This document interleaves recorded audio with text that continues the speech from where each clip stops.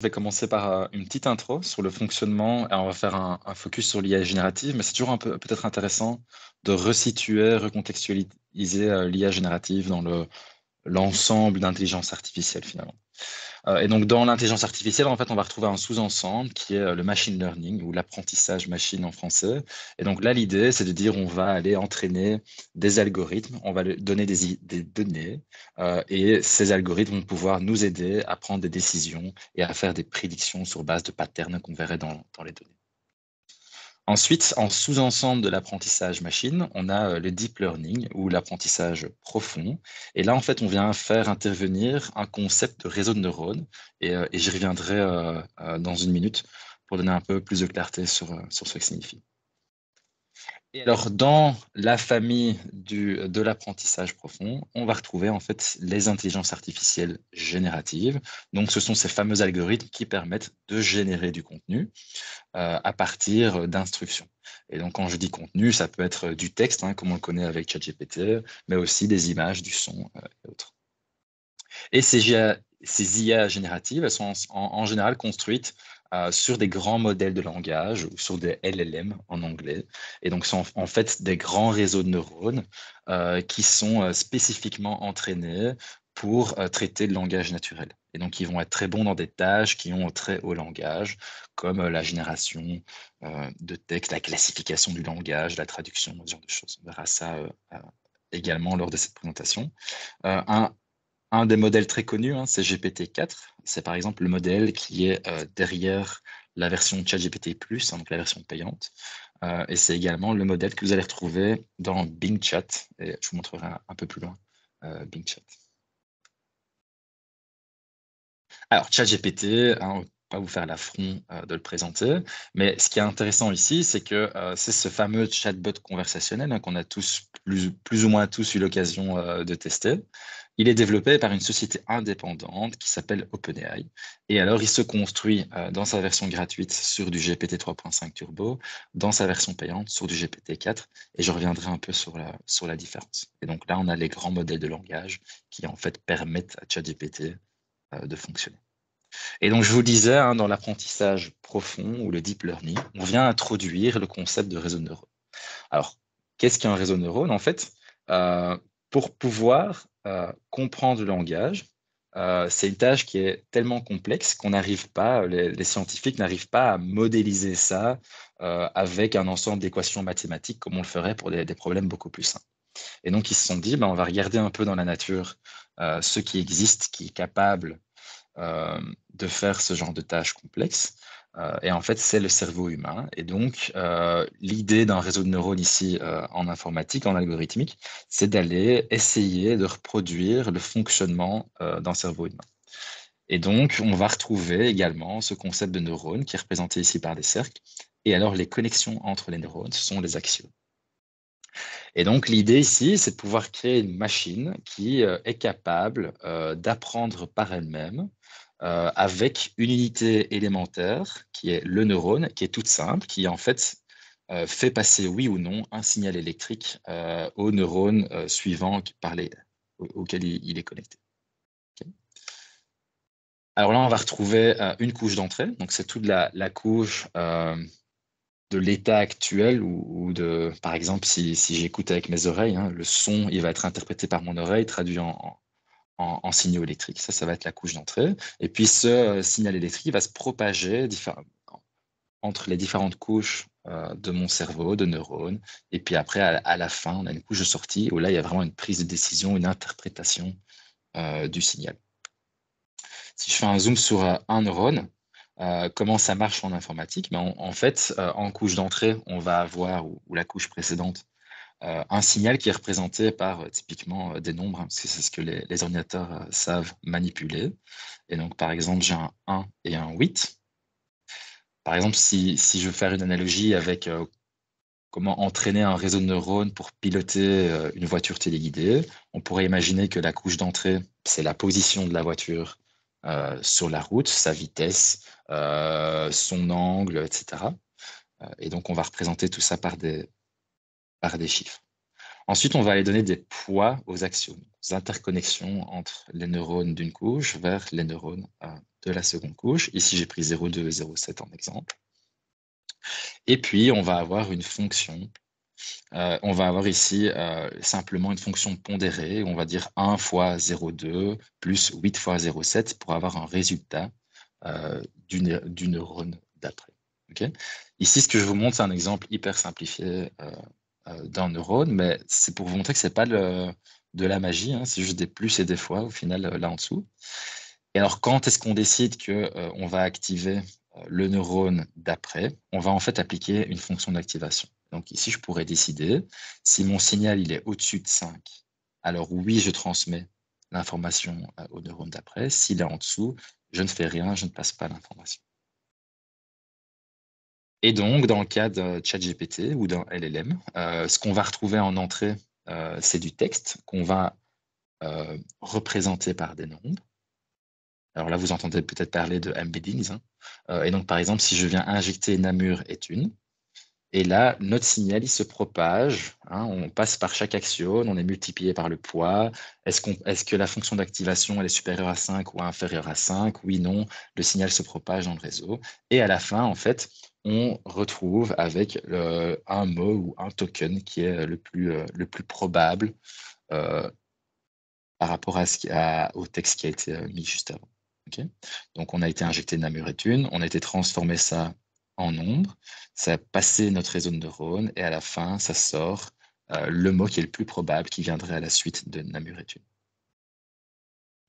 Alors, tous les neurones et les axiomes que vous avez vus, hein, les chiffres associés, les poids, ça sont en fait tous des paramètres qu'on va pouvoir modifier pendant la phase d'entraînement du modèle. Okay, donc si je reprends le cas de GPT 3.5, par exemple, on a un modèle, juste pour donner une idée de la taille, qui a 175 milliards de paramètres. Donc tous les petits poids que vous avez vus entre les différents neurones, ce sont des paramètres. Il y en a 175 milliards et on va pouvoir aller les régler pour que notre réseau dans sa globalité, en sortie, on ait une réponse qui correspond à ce qu'on attend. Okay, donc pendant la phase d'entraînement, on va aller injecter plein de textes. Alors, pour vous donner aussi une ampleur ici, c'est de l'ordre de 300 milliards de mots. On va injecter plein de textes, on regarde ce qui en sort. Si on n'est pas satisfait, on reparamètre les différents poids pour arriver à ce qui nous satisfait comme résultat. Okay. Et donc, pendant ce processus d'apprentissage, dans le cas de GPT 3.5, il y a de la supervision humaine. Et donc, il y a des gens qui ont été classer les réponses, ça paraît humain, ça moins, pour entraîner le modèle à ce qu'il ait l'air le plus humain possible. Alors, vous entendrez aussi souvent que ChatGPT, il est limité dans le temps, hein, quand vous posez des questions d'actualité sur les textes qu'il a utilisés pour son apprentissage, il y a une date de fin. À un moment donné, on arrête l'apprentissage. Dans le cas des premières versions de GPT 3.5, c'était en septembre 2021. L'apprentissage est arrêté. Le modèle, il est figé avec tous ses poids et ses paramètres. Et ensuite, on vient l'utiliser. Mais donc, tout ce qui arrive après 2021 n'a pas été ingéré par le modèle comme apprentissage. Et donc, le modèle ne le connaît pas.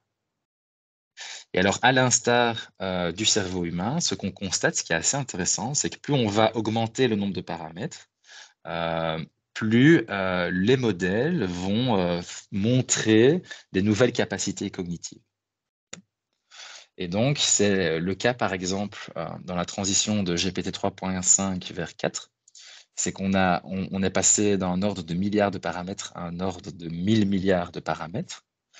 Et donc, on commence à avoir émergé des capacités cognitives qui sont tout à fait surprenantes et assez bluffantes. Alors, une autre petite caractéristique de GPT-4 aussi, c'est qu'en input, ce n'est plus seulement des mots, on l'a entraîné avec des images aussi, et donc on a un modèle qu'on va appeler multimodal. Bon, fini la théorie, j'espère que vous êtes toujours avec moi. Donc, je parlais d'OpenAI. Pourquoi est-ce que je vous parle d'OpenAI alors que je travaille chez Microsoft? C'est parce qu'en fait, on a un partenariat.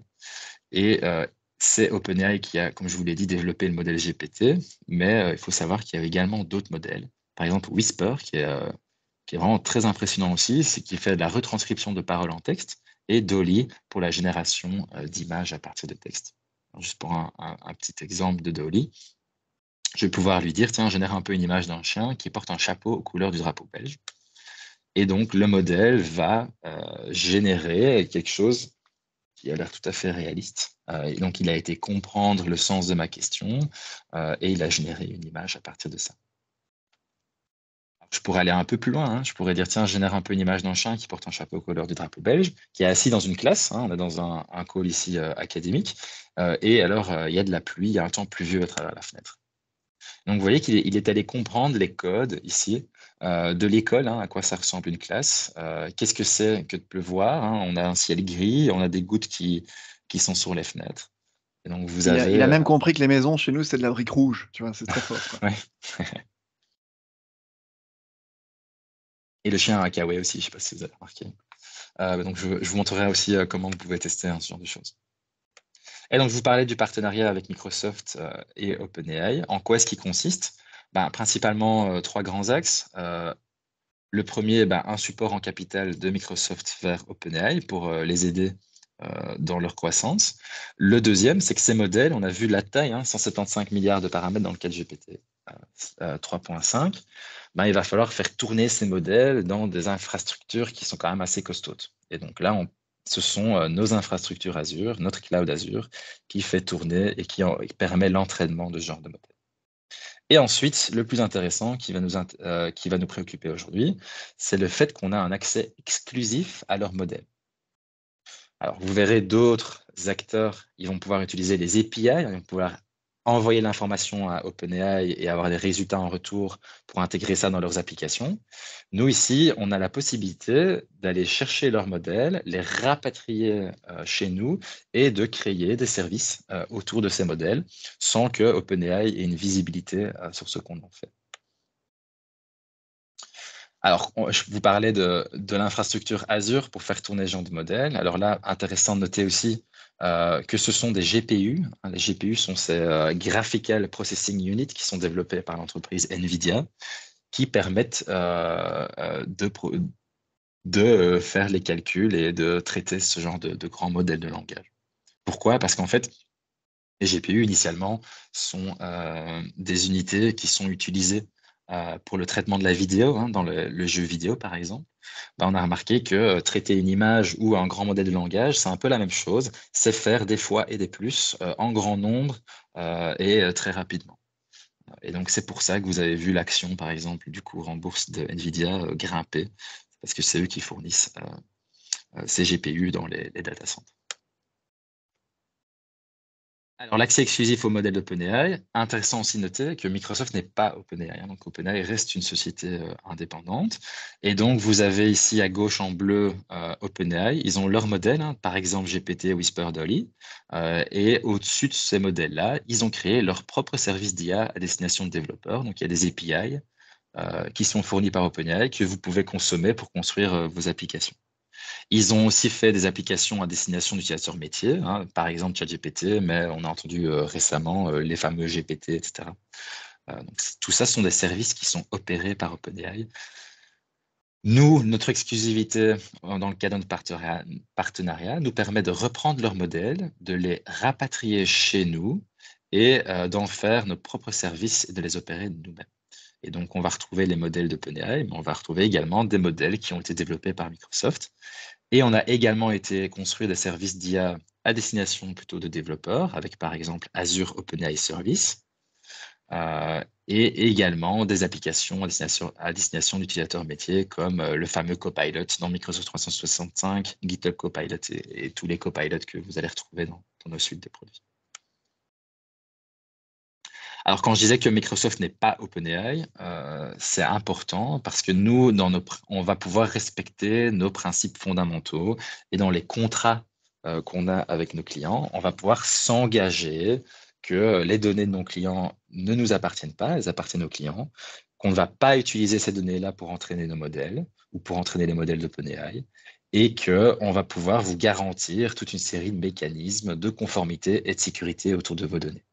Et donc, par exemple, on peut aujourd'hui vous garantir, et en plus de manière contractuelle, que les données que vous allez utiliser dans Azure OpenAI, elles seront uniquement traitées en Union européenne et qu'elles ne seront pas utilisées ni visibles par d'autres. Alors là, je vous ai fait un peu une vue de ce que moi j'ai pensé, n'étant pas spécialiste du secteur, vous aurez sûrement beaucoup plus d'idées que moi, mais de cas d'usage autour de l'IA générative pour une école. Alors, je ne vais pas les énumérer ici, mais je vous laisserai les slides après. Et donc, je les ai classés en 4 catégories ici. Tout ce qui va toucher à l'efficacité interne de l'école, et donc, par exemple, aider le personnel à naviguer à travers des démarches administratives, faire de la traduction de contenu quand, par exemple, on a des écoliers ukrainiens qui arrivent et que tout d'un coup, on doit pouvoir offrir du contenu en ukrainien, ce genre de choses. La deuxième catégorie, c'est plutôt autour de la conception de l'apprentissage. Donc, comment est-ce qu'on va construire les cursus? Comment est-ce qu'on va avoir une aide à l'illustration, à la correction? La deuxième, c'est la consommation de l'apprentissage, donc plutôt pour vos élèves. Et le dernier, c'est un service aux étudiants. Alors là, j'ai mis en gras, parce que c'est le cas d'usage que je vais vous montrer en démo. C'est comment est-ce qu'on va aller aider les étudiants à naviguer à travers les différentes procédures et démarches de l'école. Et donc, ça m'amène au point de vous expliquer un peu, de vous montrer comment est-ce qu'on va pouvoir construire un ChatGPT privé qui est alimenté par des documents qui sont propres à un établissement scolaire, par exemple. Okay. Et donc, ça veut dire que on va aller utiliser ChatGPT pas pour ses connaissances sur base des textes d'apprentissage, mais plutôt sur ses capacités cognitives. Et on va aller lui dire, tiens, utilise tes capacités cognitives sur cette base documentaire et tous les échanges que tu vas avoir avec mes utilisateurs, ça reste dans le cadre privé de mon institution et ça n'en sort pas. Et donc, pour illustrer un peu ça, je me suis mis dans la peau d'un étudiant français qui voulait m'inscrire à la Haute École Condorcet en kinésithérapie. Et donc, si je suis un étudiant étranger qui plus est, et donc je vais vouloir m'inscrire dans cette haute école, donc qu'est-ce qui m'a offert aujourd'hui? C'est le site web. Et donc là, en fait, je vais devoir un peu naviguer dans des menus, me rendre compte que je dois moi-même trouver l'information. Et donc, tiens, information et orientation, c'est susceptible de m'intéresser. Mobilité internationale, a priori aussi. Tiens, me loger, pourquoi pas. Et donc, j'ouvre mes onglets, je commence à parcourir. Je me rends compte que il y a beaucoup d'informations, que cette information, elle est répartie un peu partout et que c'est assez difficile pour moi de digérer tout ça et d'avoir peur de rater quelque chose. Et donc, ce que je me suis amusé à faire, c'est je me suis amusé à aller imprimer, faire des exports en PDF, toutes ces pages du site web de cette haute école pour aller construire un chatbot. Donc, je vais vous faire une petite démo et puis après, je reviendrai sur comment ça fonctionne. Alors ici, voilà, c'est mon interface de chat. Alors, c'est pas très sexy, hein, il y a des trucs à gauche, etc. Mais ça, en quelques clics, ça pourrait être une interface, une petite bulle sur le site web qu'on a en bas à droite qui s'ouvre et on a une interface de chat. Ici, c'est encore un peu dans un état brut, mais l'intérêt, c'est le contenu de ce qui va se passer ici. Et donc, je suis étudiant, je suis sur le site de Condorcet et imaginons, il y a la petite bulle chat qui vient s'ouvrir. Hello, et comment puis-je t'aider? Et donc, je vais dire, je souhaite m'inscrire en kiné. Que dois-je savoir? Alors là, je l'ai mis en interface texte, mais vous voyez ici, il y a un petit micro en bas à droite. J'aurais très bien pu le parler. Et donc là, on aurait utilisé la technologie Whisper, donc la retranscription de paroles en texte, pour me répondre. Et alors ici, vous avez un petit haut-parleur, je pourrais très bien avoir une réponse orale. Et donc là, il m'a pondu une réponse. Il me dit, si vous souhaitez vous inscrire en kinésithérapie à la Haute École Condorcet, vous pouvez suivre la procédure d'inscription en ligne à partir du 1er juin 2023 jusqu'au 30 septembre. Si vous n'avez pas votre résidence principale en Belgique, vous devez suivre une procédure particulière pour vous inscrire. Ça va être mon cas. Donc, je vais en demander un peu plus. On parle un peu des frais, les frais administratifs, etc., etc. Alors ici, l'intérêt, c'est que je vais pouvoir aussi avoir les sources de la réponse qui a été proposée ici. Et donc, vous voyez qu'il a été construire cette réponse sur base de différents documents et qui m'en donne les sources.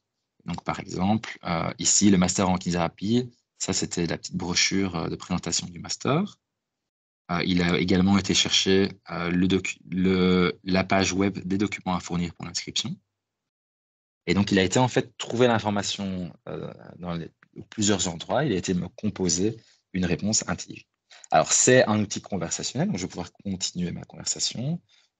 Je suis résident en France. Qu'est-ce que je dois savoir de plus?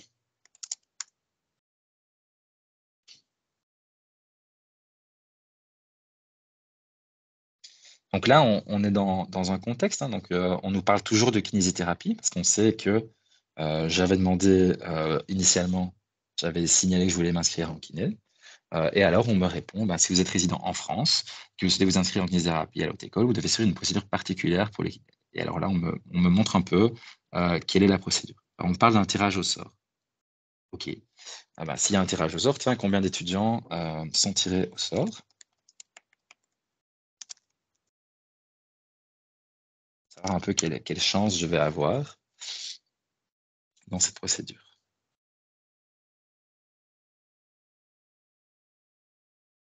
Donc là, il est en train de composer la réponse. Et donc, on me dit que les 64 premiers tirés au sort, ensuite, il y a une analyse de dossier. Ils seront inscrits à l'implantation de Tournai, tandis que les 29 suivants tirés au sort, sur analyse de dossier également, seront inscrits à l'implantation de Charleroi. Et donc, en tout, il y a 93 places pour les non-résidents belges. Ok, intéressant. Et donc, moi, ce qui m'intéresse aussi, comme je suis français, c'est de savoir est-ce qu'il y a des codes qui sont mis à disposition, par exemple, sur le site de Tournai. Est-ce que des logements sont mis à disposition sur le site de...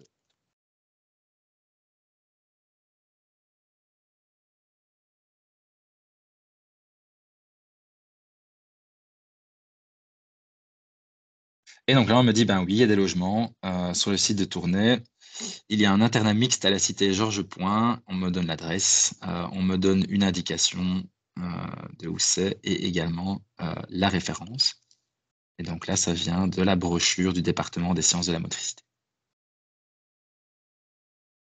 Alors ça, c'était pour la démo. Vous montrer un peu à quoi ça pourrait ressembler, hein, un bot d'accompagnement de service aux étudiants. Alors, comment est-ce qu'on a construit ce bot? Alors, si on avait dû faire ce bot il y a encore un an, ça aurait été une arborescence assez complexe, hein, où il aurait fallu définir toutes les entités, toutes les intentions du bot, et par intention, avoir un flux de quoi répondre, aller chercher quoi comme information, etc. Ça aurait été un travail assez dantesque. Ici, avec l'arrivée des modèles d'OpenAI, on va pouvoir faire ça très rapidement. Je vous montrerai comment. Et donc, je rappelle, on va utiliser ici ChatGPT, non pas pour ses connaissances internes qui viennent des textes qui ont servi à l'entraînement du modèle, mais bien pour ses capacités cognitives. Okay. Donc, en fait, on va lui priver de ses connaissances internes, on va le restreindre à répondre uniquement sur une base documentaire qu'on va sélectionner et fournir au modèle. Alors, comment ça marche? Quand l'utilisateur pose une question, en fait, la question, elle ne va pas directement être envoyée à ChatGPT ou au grand modèle de langage. Elle va d'abord passer par une couche d'orchestration. Okay. Cette couche d'orchestration va faire une recherche sémantique sur la base documentaire de l'école. Et donc, on va vraiment aller regarder le sens de la question. Et donc, ça veut dire qu'on peut se permettre d'avoir des fautes de frappe, des fautes d'orthographe, des mots qui ne sont pas exactement les mêmes. Hein. Donc, dans mon exemple, j'ai dit que j'étais un étudiant français. Il a compris que ça voulait dire que j'étais non résident en Belgique, alors que les documents parlent d'étudiants non résidents. Il n'y a pas le cas précis d'étudiants français. Mais donc, sémantiquement, c'est proche. Donc, on fait une recherche sémantique dans la base documentaire. On va aller rechercher, on va aller reprendre les résultats, tous les morceaux de texte de cette base documentaire où on pense que la réponse pourrait se trouver, parce que ça parle de quelque chose qui est sémantiquement proche. Une fois qu'on a les résultats de cette recherche, donc tous les morceaux de documents où on pense que la réponse pourrait se trouver, on va envoyer ça à l'orchestrateur, et l'orchestrateur, il va faire un prompt système, un méga prompt, qui n'est pas visible de l'utilisateur final, Et c'est ce prompt-là, je vais vous montrer à quoi il ressemble, qui va être envoyé au grand modèle de langage. Et donc, dans ce prompt qui est construit par l'orchestrateur, qu'est-ce qu'on va retrouver? On va retrouver une partie en fait, où on va définir en tant qu'admin le comportement du chatbot. Et donc, dans mon cas ici, qu'est-ce que j'ai mis? J'ai mis, tu es un assistant virtuel qui aide les futurs étudiants potentiels de la Haute École Condorcet. Tu réponds aux questions sur les programmes d'études, les conditions et procédures d'inscription, la vie à la Haute École Condorcet. Quand tu ne connais pas la réponse, tu invites l'utilisateur à se rendre sur le site web condorcet.be et tu réponds dans la langue de la question. Donc là, c'est vraiment tout ce qui va être comportemental du bot. Et c'est là où on va retrouver toute la science du prompt engineering, où on va pouvoir définir comment le bot se comporte. Ensuite, dans ce prompt, on va également aller mettre les résultats de la recherche sémantique des documents. Et donc, la question qui était j'aimerais bien m'inscrire en kiné, que dois-je savoir? On va aller chercher dans tous nos documents, partout où ça parle d'inscription et de kiné. Et on va aller mettre tous ces morceaux de texte dans le prompt. Et puis, on va évidemment ajouter la question même de l'utilisateur qui était « J'aimerais m'inscrire au master en kinésithérapie, que dois-je savoir ?» Alors, ce méga prompt. Je me permettais, Antoine, on avait une question Ouais, je t'en prie. d'Éric Bernagou, Yes. donc je ne sais pas si Oui. c'était corrélé au slide précédent ou pas, du coup. Oui, mais très rapidement, parce que c'est juste pour être sûr de comprendre, parce que dans ChatGPT, on peut lui demander, par exemple, de se mettre à la peau de quelqu'un, et puis ensuite de nous répondre comme s'il était dans la peau de cette personne. Est-ce que là, dans la configuration en fait, donc de l'intelligence, quand il y a marqué vos commandes, tu es un assistant virtuel, etc., c'est vraiment comme ça qu'on va configurer et donner des instructions à l'intelligence artificielle, ou là, c'est juste une vulgarisation de ce qui va se passer derrière, en fait? Non, c'est tout à fait comme ça. Et je vais vous montrer précisément comment je l'ai construit. Mais donc, à la grande différence de ChatGPT que vous connaissez, hein, c'est qu'ici, l'utilisateur, il ne va pas directement communiquer avec le modèle. Okay? Dans ChatGPT, vous communiquez directement avec le modèle. Oui. Ici, on va mettre une couche entre les deux qui va jouer ce rôle d'arbitre et qui va permettre en fait d'aller limiter les réponses dans un contexte défini qui est la base documentaire qu'on choisit. D'accord. Et je vais vous montrer très précisément comment j'ai fait ça. Donc, l'orchestrateur, il avait construit ce méga prompt avec la question de l'utilisateur, les résultats de la recherche sémantique et tout le message système du comportement du bot. Il a envoyé ça au Large Language Model. Le Large Language Model a répondu. Et là, on peut rajouter une couche de filtrage. Est-ce que c'est du contenu qu'on veut laisser passer, oui ou non? Et c'est là aussi, on va pouvoir aller rajouter les sources. Vérifier que ce qui arrive n'est pas halluciné, par exemple. Donc, on va pouvoir aller comparer ce qui nous est donné avec notre base documentaire pour aller rajouter les sources. Et alors, enfin, envoyer la réponse à l'utilisateur. Alors, comment est-ce que moi, j'ai construit ça? Chez Microsoft, ça, c'est un cas d'usage qui est tellement répandu et tellement demandé par nos clients qu'on a décidé d'en construire un service autour où vous n'avez pas besoin de capacité de développement pour pouvoir mettre ça sur pied. Et donc, en fait, on a ce qu'on appelle le Azure OpenAI Studio. Et donc, Azure OpenAI, ça veut dire qu'on a été rapatrier les modèles d'OpenAI qu'on héberge dans Azure nous-mêmes, et donc on crée un service nous-mêmes autour de ça. Donc, l'information ici, elle n'est pas du tout, en aucun cas, envoyée à OpenAI. Elle reste dans le contexte de votre environnement Azure. Et dans ce studio-là, on a différents outils. Et moi, l'outil qui va m'intéresser ici, c'est l'outil chat, où on va pouvoir construire un chatbot. Alors, je vous montre les paramètres que j'ai choisis. Donc, on va avoir ici un setup assistant. Et donc, c'est là où j'ai été mettre mon message système sur le comportement de mon chatbot. Et donc, c'est là où j'ai été lui dire qu'il était un assistant virtuel, qui a des futurs étudiants potentiels, etc. Vraiment en texte, donc je n'ai pas dû coder quoi que ce soit. Je lis bien. Ici, on a aussi pas mal de guides sur comment construire ces prompts pour qu'ils soient les plus efficaces possibles pour atteindre vos objectifs. Parce que là-dedans, je pourrais avoir donné des exemples. Par exemple, je pourrais dire, tiens, si j'avais posé cette question-là, voilà comment j'aurais aimé que tu répondes. Et on aurait donné la réponse. Donc, c'est ici où, à mon avis, il faut passer un peu le plus de temps à construire le prompt qui nous donne les résultats les plus satisfaisants pour notre cas d'usage. Et ensuite, j'ai également accès à différents paramètres de mon modèle. Et donc, je vais pouvoir décider quel modèle je vais utiliser. Dans ce cas-ci, j'ai utilisé GPT 3.5 Turbo. J'aurais pu utiliser GPT.4, mais bon, la demande est tellement forte que c'est un peu difficile d'avoir accès. Je vais pouvoir décider combien de messages de la conversation avec l'utilisateur vont être injectés dans le méga prompt. Donc ça, c'est l'idée de garder le contexte de la conversation, hein. Donc moi, j'ai mis 10, j'aurais pu mettre moins, j'aurais pu mettre 1. Si j'avais mis 1, chaque question posée par l'utilisateur était un nouveau contexte. Et donc, quand j'avais demandé ma deuxième question, je suis résident en France, qu'est-ce que je dois savoir de plus? Ben là, il aurait oublié que je parlais des études de kiné. Et donc, il m'aurait parlé du fait d'être résident en France à l'école de Haute École Condorcet. Et alors, vous allez avoir accès à certains paramètres aussi. Par exemple, la taille maximale des réponses, la température, qui est un peu un indicateur de la créativité du modèle, hein. Plus on va augmenter la température, moins on va aller chercher le mot le plus hautement probable qui suit la chaîne de mots d'avant. Okay. Et alors, il y a d'autres paramètres auxquels vous allez avoir accès également. Alors, comment est-ce que maintenant, on vient limiter le comportement de ce bot sur les connaissances d'une base documentaire qu'on détermine? C'est en cliquant ici sur Add Your Data, ajouter vos données. Et donc, vous avez la possibilité ici d'ajouter des données. Et alors, c'est là que moi, j'ai été ajouté en utilisant Azure Cognitive Search. Je l'ai déjà fait ici, mais sinon, si vous cliquez là-bas, vous allez voir que vous pouvez faire un upload de PDF. C'est des choses assez simples à mettre en place. Et donc, c'est là, en fait, où on vient ajouter les données. Et qu'est-ce qui se passe en amont? Il y a une indexation sémantique de mes données. Donc, on vient, en fait, aller mettre des nombres sur tous mes morceaux de documents qui représentent la sémantique de ce morceau de document pour pouvoir faciliter cette recherche sémantique. Je ne sais pas si c'est clair ce que je raconte. Et donc là, j'ai construit mon bot. Ça m'a pris quoi? Un quart d'heure, 20 minutes? Et puis, j'ai la possibilité d'exporter ça vers une application web ou vers un Power Virtual Agent. Je ne sais pas si c'est un outil que vous connaissez, mais c'est notre outil de low-code, no-code pour construire des bots. Et donc, par exemple, vous pouvez avoir cette fameuse petite bulle sur un site web.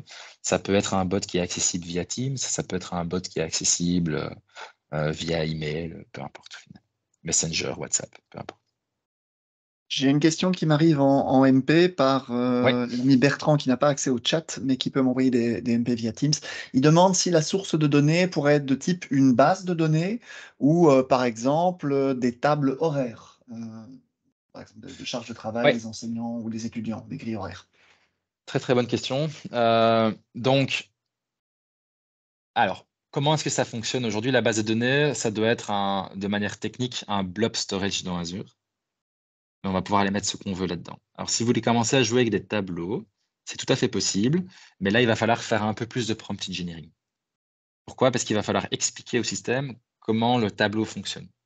Donc, je vous montre un exemple.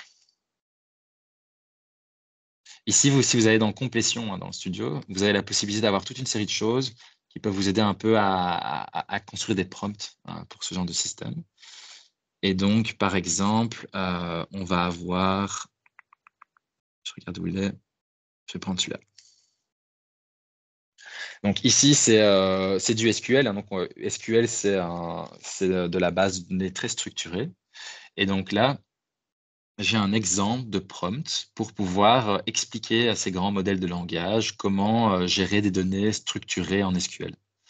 Et donc, vous voyez, on va lui expliquer ici, ben voilà, ma base de données, elle se compose ici, on vient donner une instruction SQL pour aller rechercher des informations dans une base de données. Donc, en fait, vous allez devoir, dans votre prompt, expliquer en langage comment vos tableaux horaires sont définis.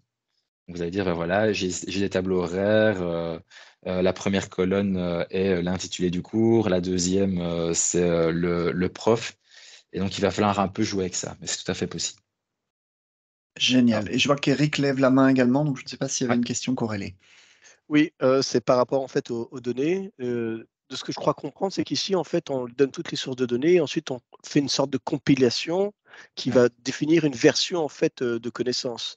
Donc, si on a des documents, par exemple, qui ont évolué entre-temps, on est obligé de modifier à nouveau donc les sources de données, de refaire la compilation pour l'injecter dans le chat. Ou alors, il y a moyen d'avoir, je ne sais pas moi, des documents qui sont modifiés dans un espace dans OneDrive, par exemple, et Ouais. qui donc sont mis à jour au niveau du chatbot.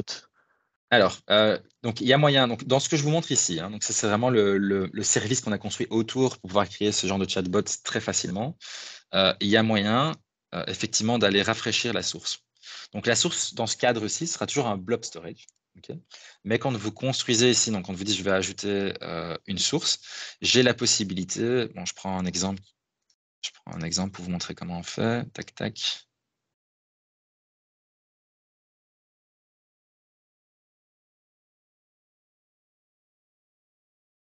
Je ne suis pas dans la bonne subscription.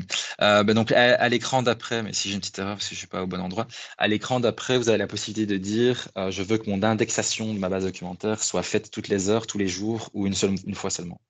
Et donc si vous choisissez tous les jours par exemple, là ça va permettre que si vous modifiez les documents, ça va être réindexé. Par contre, sachez que chaque phase d'indexation, ça engendre un coût. D'accord. Donc c'est à vous de voir ce qui est mieux de faire. Et alors, j'avais une question complémentaire de Bertrand par rapport à la réponse qu'on avait donnée également. Est-ce qu'on peut mixer dans le blob storage typiquement des DB et par exemple des PDF ou des Word, donc des sources documentaires et des sources tableaux? Ou est-ce qu'il faut faire des storages séparés pour les types de données? Alors, si vous voulez utiliser de nouveau ce service-ci, donc on ne pourra pas faire des blobs séparés, ça va être le même blob. Vous pouvez mixer les deux. Mais ce sera à vous d'évaluer un peu comment ça se comporte, quoi. Est-ce qu'il arrive bien à comprendre dans un cas c'est un tableau, dans l'autre c'est un autre.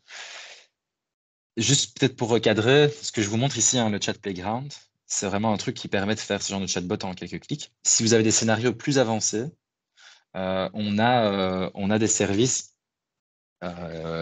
plutôt destinés à des développeurs ou des admins systèmes, etc., qui vont permettre de faire des choses plus personnalisées.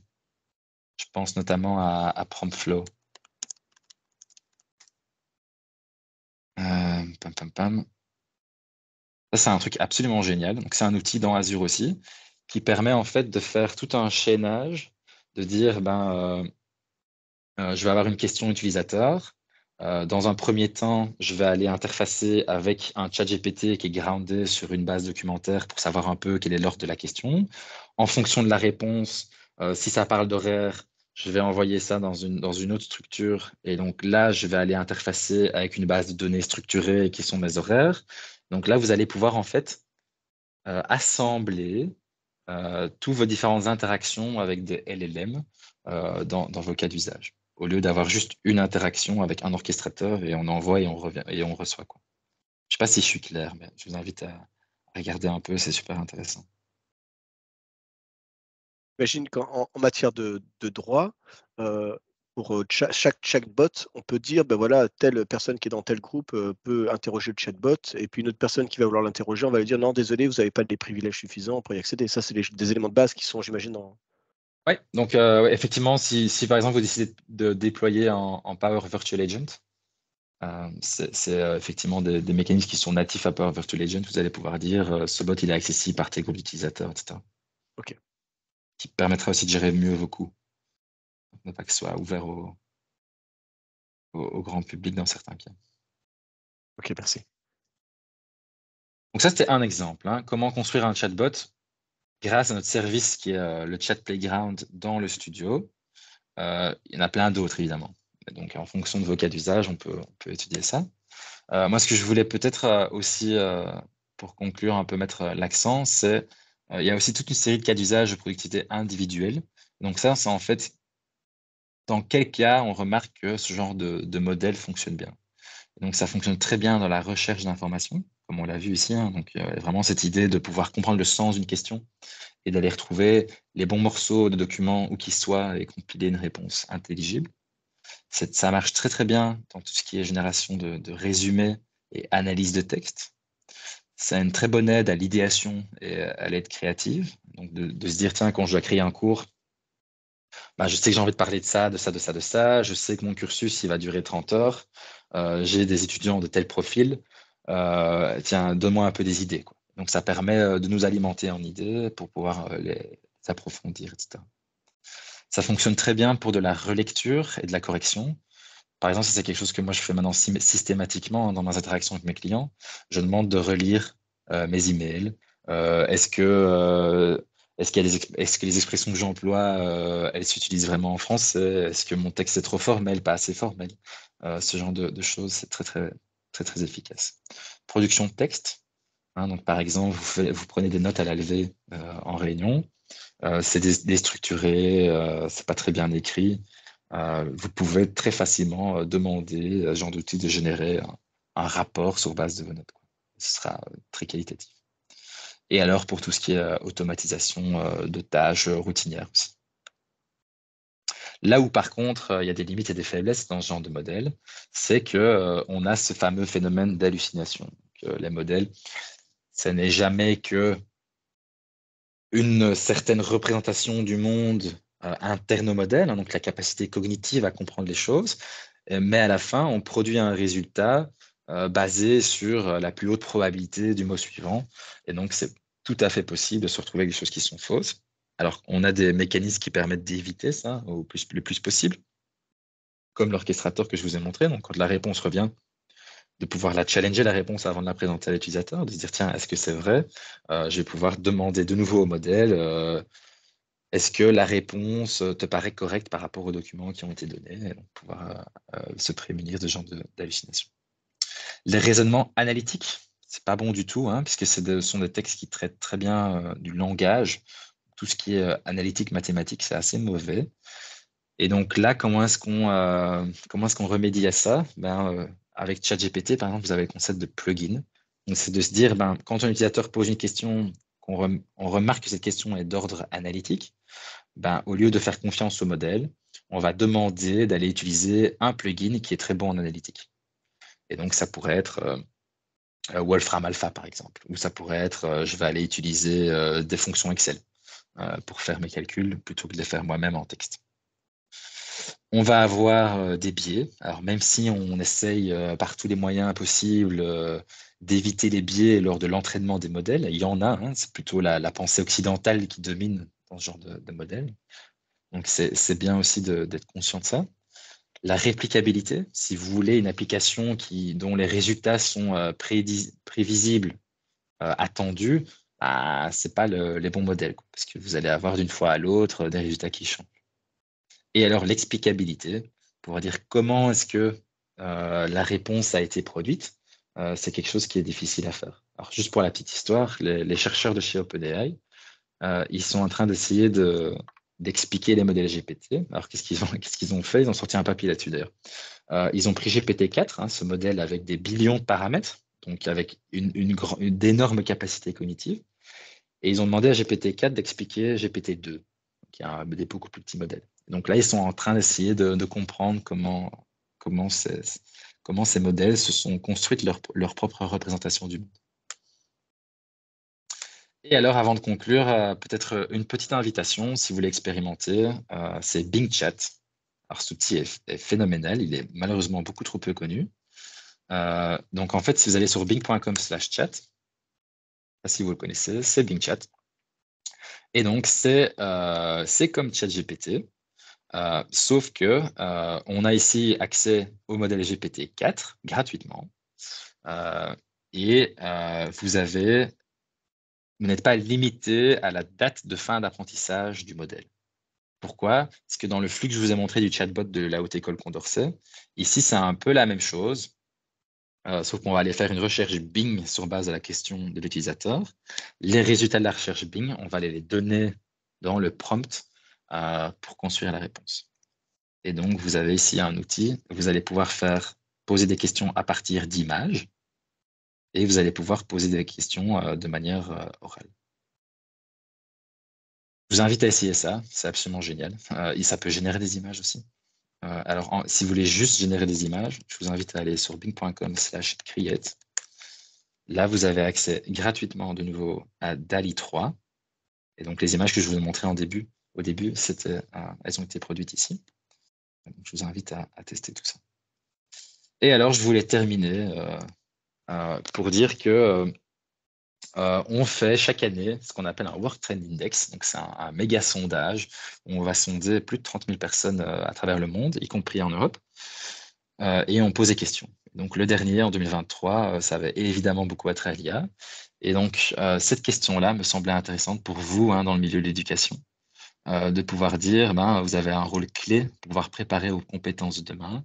Pourquoi? Parce que 82% des dirigeants d'entreprise affirment que les employés auront besoin de nouvelles compétences pour se préparer à l'IA. Et alors, je vous mets un peu les compétences qui sont identifiées pour avoir en fait des employés qui sont aptes et prêts à l'arrivée massive et disruptive de l'IA dans le monde du travail. Erika, encore une question également. Oui, désolé, je prends encore la C'est pas parole. grave. Mais de alors, c'est souci. pour une question vraiment pragmatique. On parle de quelles échelles de tarifs? Alors, c'est sans doute un petit peu confidentiel d'une institution à l'autre, mais tu disais tout à l'heure, dès qu'on génère Alors, un chatbot, il y a un tarif. Dès que les gens ouais. consultent, il y a un tarif. Donc, quels sont les ordres de tarifs, en fait? Alors, j'ai pas accès au chat ici pour vous mettre les liens. Je suis en train de le mettre. Donc Azure Ok. Calculator, pricing, voilà, et c'est la section, je pense, IA et machine learning. Alors, j'ai Et pas donc, en accès au termes chat, de... mais un mail si tu veux bien Sébastien plus Oui, bien tard. sûr, mais on fera un compte rendu, pas de Super, souci. merci. Mais donc, en termes de pricing, c'est une question tout à fait bien à se poser avant de commencer un projet. Il y a deux grands modèles de pricing. Quand on parle vraiment d'OpenAI et d'accès à ce genre de modèle, il y a un pricing en fait pay as you use. Et donc là, vous allez payer au token. Donc un token, c'est un peu moins d'un mot. Ok. Donc c'est le nombre de mots qui va être envoyé et reçu dans les deux sens. Ok. Là, vous allez payer au token et on est dans l'ordre de centièmes de cent du token, ce genre de choses. Ça, c'est un modèle de pricing. L'autre modèle de pricing, c'est de pouvoir payer une capacité.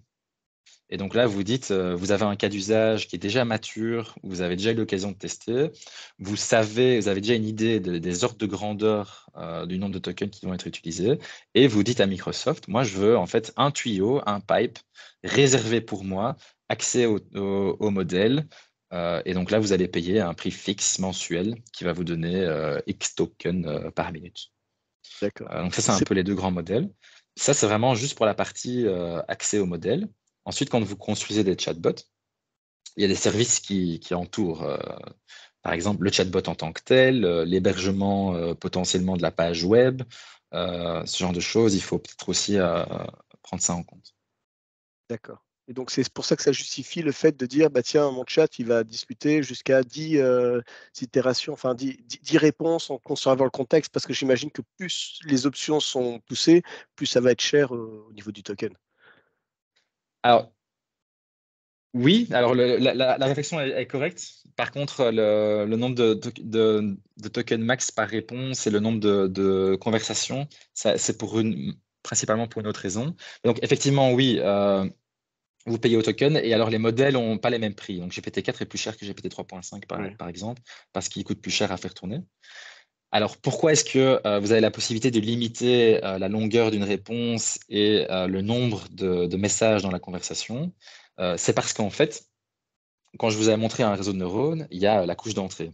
Et la couche d'entrée, elle a une taille fixe. Et donc, dans le cas de GPT-4, par exemple, le maximum qu'on puisse aller avoir, c'est 40 000. Donc, en entrée, on sait mettre maximum 40 000 tokens. Ce qui veut dire qu'on doit faire un compromis. Est-ce que je favorise l'historique de ma conversation?